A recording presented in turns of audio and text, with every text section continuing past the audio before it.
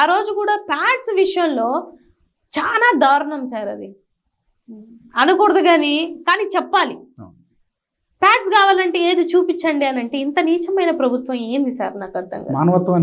మానవత్వం ఏడుంది సార్? మానవత్వం చచ్చిపోయింది కదా. నేను ఈ వీడియో మాట్లాడినందుకు కూడా నన్ను ఎంత ట్రోల్ చేశారంటే, నీకు కారుతుందా? ఈ మాట నేను చెప్పుకోవడానికి కూడా బాధపడుతుంది. నేనైతే చెప్తా సార్, నాకు గారుతుంది, నీ అమ్మకు గారుతుంది, నీ భార్యకు గారుతుంది, అందరికీ గారుతుంది. కారణం మూలానే నువ్వు ఈ భూమి మీద పడ్డావు అన్న విషయాన్ని గుర్తుపెట్టుకోండి. ఆడపిల్లకి సెల్ఫ్ రెస్పెక్ట్ ఇవ్వండి. నీ బిడ్డ అయితేమి, ఇంకెవరి బిడ్డ అయితేమి. ఇది ప్రభుత్వానికి, ఈ ప్రభుత్వం దృష్టికి వెళ్ళలేదా? వీడియో మొత్తం హల్చల్ అయింది. సస్పెండ్ చేయాలనా ఆ అధికారులు? చేశారా? పోనీ అట్లీస్ట్ ఏం జరుగుతుందో తెలుసుకుంటున్నారా? ఏది లేదు సార్.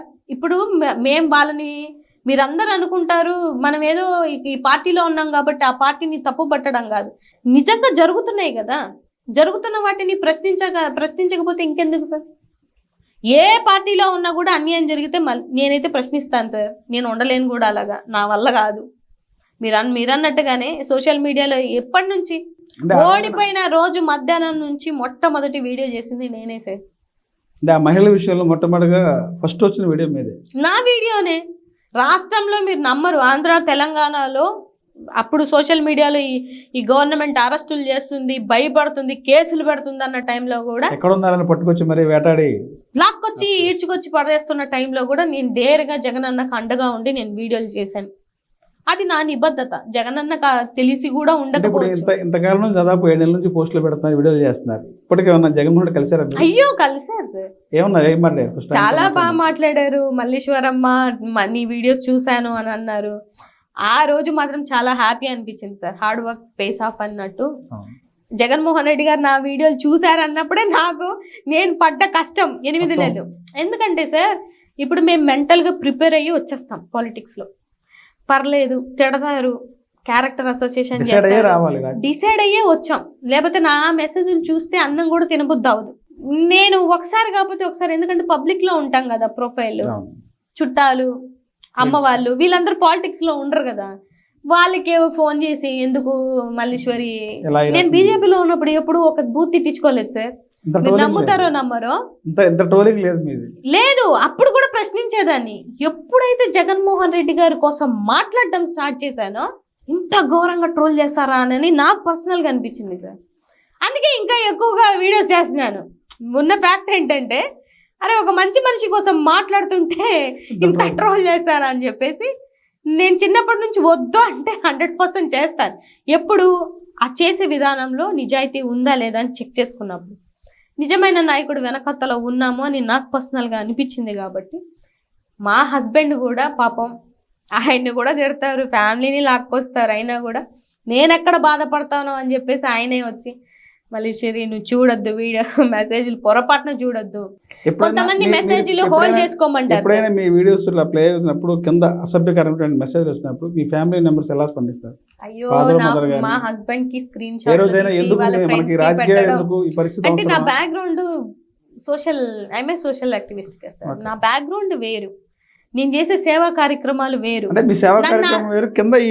మెసేజ్ అంటే 10 ఏళ్లలో రాని మెసేజ్లు ఇప్పుడు వస్తుంటే నన్ను మా దాంట్లో మదర్ తెరిసాలా చూస్తారు. ఎందుకంటే మల్లీశ్వరి సేవలు, ఈ కార్యక్రమాలు పాపం చిన్న ఏజ్ నుంచి చేస్తుంది. At the age of my 21 years I started my NGO. So వీళ్ళందరూ ఎట్లా ఆలోచిస్తారంటే నన్ను ఒక కన్సర్న్తో చూస్తారు. ఇప్పుడు వాళ్ళకి బాధేసి, అరే మళ్ళీ నీవు మాట్లాడొద్దనలేరా, తను తిడుతుంటే మాకు కోపం వస్తుందిరా, ఇట్లా లేదులేరా అన్ని ఫేక్ ఐడీస్, అవన్నీ చెక్ చేస్తే అన్ని ఫేక్ ఐడీస్. తండ్రి ఊరి పేరు లేని వాళ్ళు ఫేక్ ఐడీలు పెట్టుకొని ఎన్ని మెసేజ్లు పెట్టినా నేనేమంటానంటే సార్, మీరు మహిళలకి ఏ పార్టీలో ఉన్నా ఎవరున్నా కూడా మహిళ బయటకు వచ్చి మాట్లాడుతుంది అని అంటే ఎన్నో ఆటుపోట్లు, ఎంత పోరాటం చేయాలి ఇక్కడ ఈ సమాజం. ఆ గట్స్ ఉండాలి, ఆ తెలివితేటలు ఉండాలి, ఆ పేషెన్స్ ఉండాలి, ఎవ్రీథింగ్ ఉంటేనే మేము బయటకు వస్తాం. నేనేమంటున్నానంటే, మీరు ఒక మాట అనేసో, ఒక బూతు పెట్టేసో మేమేదో కృంగిపోతాం అనుకుంటే అది మీ మూర్ఖత్వం. డెఫినెట్గా మీ మూర్ఖత్వం. మిమ్మల్ని 9 నెలలు మోసి మీ భూమి మీద పడేస్తున్నామంటే మాకు ఎంత పేషెన్స్ ఉంటుంది సార్? మీరు పెట్టే బూతు కామెంట్కి మేము కృంగిపోతామా? మీరు పోరాటం మెసేజ్ చేయొద్దని నేను అన్ను. ఎవడి ఫ్రీడమ్ ఆఫ్ స్పీచ్ లో ఆడు పెట్టచ్చు, సబ్జెక్ట్ పరంగా పెట్టు. నీకు నచ్చలేదా మేడం, ఇది నాకు నచ్చలేదని పెట్టండి. ముందొక ఎల్లు వెనకొక ఎల్లు నా ఫ్యామిలీని ఇలా తిట్టుకొని మాట్లాడితే ఇంకా మిమ్మల్ని ఏమనాలో కూడా నాకు అర్థం అవట్లేదు. మీకు ఆడబిడ్డలు ఉంటారు కదా, తల్లి చెల్లి అందరు ఉంటారు కదా, అందరు ఉంటారు కదా సార్. వాళ్ళని చిన్న మాట అంటే మీరు ఎగిరిపోతారు. మరి పక్క ఆడవాళ్ళు సమాజం కోసం పోరాడే వాళ్ళు మేము ఎంత ధైర్యంగా ఎందుకున్నామంటే సార్, మేము సమాజం కోసం పోరాడుతున్నాం సార్. నా జాతి కోసం నేను పోరాడుతున్నా, నా ఆడబిడ్డల కోసం నేను పోరాడుతున్నా. నా బ్యాక్గ్రౌండ్ చెక్ చేయండి మీరు. నేనేంటనేది నా కోసం 2019లోనే పెద్ద ఆర్టికల్ వచ్చింది. ఇంత కష్టపడ్డాం, 2 ఇంటర్నేషనల్ అవార్డ్స్ తీసుకున్నా, డబుల్ డాక్టరేట్ చేశాను. 31 yearsకి నేను 10 ఏళ్లలో ఎంతో సాధించాను సార్. అది వదిలేసి నువ్వేదో బూతు కామెంట్ సింపుల్గా అలా పట్టేసి మాట్లాడుతుంటే ఒక్కొక్కసారి మాకు నొచ్చుకుంటుంది. నొచ్చుకోక ఏమి ఉండను, కాకపోతే తప్పట్లేదు అంతే. ఇప్పుడు జగన్ గారు కలిసినప్పుడు ఫస్ట్ ఏం మాట్లాడారు మీరు? ఎలా ఆ టైంలో మీకు ఎలా అనిపించింది? ఇంతకాలానికి మీరు పెట్టినటువంటి పోస్టులు కానీ మీరు చేసినటువంటి కృషికి అదైతే మాత్రం it's memorable day for me sir. చాలా హ్యాపీ అనిపించింది. నాకు సెంట్రల్ ఆఫీస్ నుంచి కాల్ వచ్చింది, మేడం ఇట్లా జగన్మోహన్ రెడ్డి గారు ఇట్లా పోరాడుతున్న వాళ్ళని కొంతమందిని కలుద్దామని ఐడెంటిఫై చేశారు అని అనగానే నాకు ఇంకా అన్నం తినబుద్దవలా. చాలా మంది నేను వీడియోస్ చేస్తున్నప్పుడు ఏంటంటే సార్, ఇప్పుడు చాలా మంది వచ్చారు బయటికి. డే ఫస్ట్ నా వీడియోలు తప్పితే ఇంకెక్కడ ఎవరి వీడియోలు లేవు. అయితే చాలా మంది నాకు ఫోన్లు చేసి కూడా, ఎందుకు మల్లేశ్వర్ గారు మీరు చేస్తున్నారు, నిన్నగాక మొన్న వచ్చారు, పార్టీని నెత్తి మీద వేసుకుంటారేంటి, మీరు వేసుకోవద్దని చెప్పిన వాళ్ళు కూడా ఉన్నారు సార్. బట్ నాకు పర్సనల్గా అనిపించింది అంటే, ఒకసారి కండువా కప్పుకుంటే ఇంక ఈ పార్టీయే డిసైడెడే. మరి ఇంత నష్టం జరుగుతుంది, ఇంత బాధలో ఉన్నప్పుడు పార్టీకి సపోర్ట్ చేయాలి కదా అన్న విషయంతో చేశాము. తిట్టుకుంటున్నాం, ఎందుకు అవసరం, నీకేమైనా పిచ్చా అది ఇట్లా చూసావా, బీజేపీలో నుండి పార్టీకి నువ్వు ఎక్కడో ఉంది, పార్టీ మారిపోయి ఇక్కడ ఉన్నావు, నాకు అక్కడ నామినేటెడ్ ఉండే, నేను అసెంబ్లీ ఇన్ఛార్జ్ చేసి ఉండే. ఇవాళ అనితకి ఇచ్చిన అదే నియోజకవర్గంలో ఆమె టీడీపీకి ఇన్ఛార్జ్ అయితే బీజేపీ జనసేనకి నేనే సార్ అక్కడ ఇన్ఛార్జి. అప్పుడు జనసేనకి ఎవరు లేరు అక్కడ. ఎమ్మెల్సీ ఎలక్షన్ వరకు చేసింది నేనే, మొన్నటి ఎమ్మెల్సీ ఎలక్షన్. పవన్ కళ్యాణ్ మీకు అప్పుడు జోడీ ఉండే కదా, కార్పొరేట్ గా పోటీ చేశాను, అన్ని చేశాను, మనం చేయింది లేదు, అంత కష్టపడ్డాము అక్కడ. కాకపోతే ఏంటంటే రియాలిటీ చెక్ లో ఇప్పుడు మోదీ గారు అంటే ఒక ఇంప్రెషన్ ఉంటుంది సార్, ఎడ్యుకేషన్ చదువుకున్న వాళ్ళందరికీ. అది గ్రౌండ్ లెవెల్లో లేదు అక్కడ.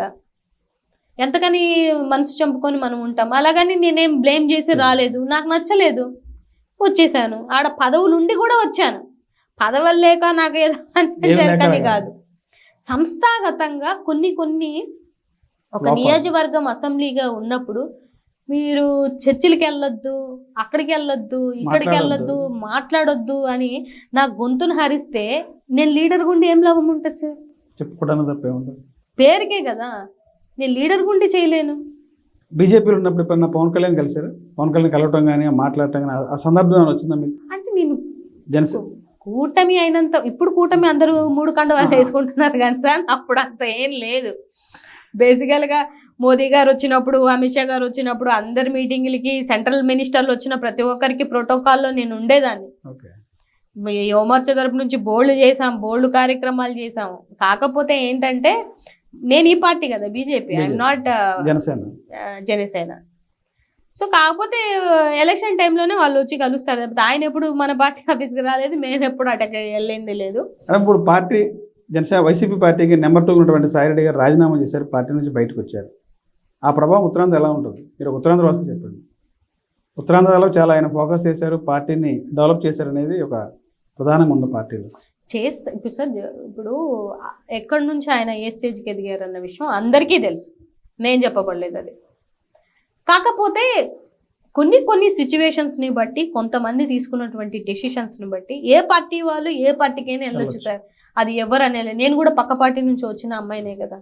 కాకపోతే ఏంటంటే ఆ సిచ్యువేషన్లో వాళ్ళకి ఏమనిపిస్తుంది అనేది మీరు చెప్పలేరు, నేను చెప్పలేను. అంటే అదే విషయంలో కొన్ని విమర్శలు అయితే వస్తుంది. సాయిరెడ్డి గారు అప్రూవల్గా మారుతారు, జగన్మోహన్ రెడ్డికి జైలుకి నేనైతే అనుకోను, నా పర్సనల్ అభిప్రాయం. ఆ సందర్భం వస్తుందంటారా? సాయిరెడ్డి గారు అప్రూవల్గా మారటం, జగన్మోహన్ రెడ్డి జైలుకి వెళ్తారు? అవన్నీ జరిగే పనులు కాదు సార్, ఇవన్నీ ఊహాగానాలు.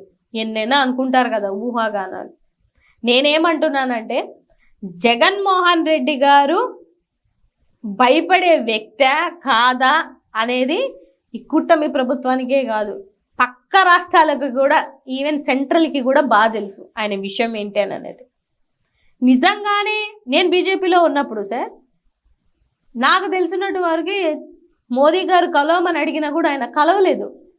జగన్మోహన్ రెడ్డి గారు లేకపోతే ఇటెందుకు వెళ్తారు సార్? వీళ్ళు 2019 నుంచి 24 వరకు వీళ్ళు చేసింది ఏంటి? పొద్దున్నేసి ఇల్లు తిట్టుకోవడమే కదా సార్.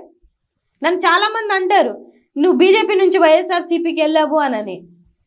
వెళ్ళడం కన్నా మీరు ఇప్పుడిక్కడ తిట్టుకొని మీరు కలిసి ఉండడం ఒక ఎత్తు అయితే, నేను వెళ్ళిపోయాను, నాకు నచ్చక నేను వెళ్ళిపోయాను. నేను పోరాటం టీడీపీ మీద చేశాం సార్, టీడీపీ యొక్క విధి విధానాలు నచ్చక చేశాము.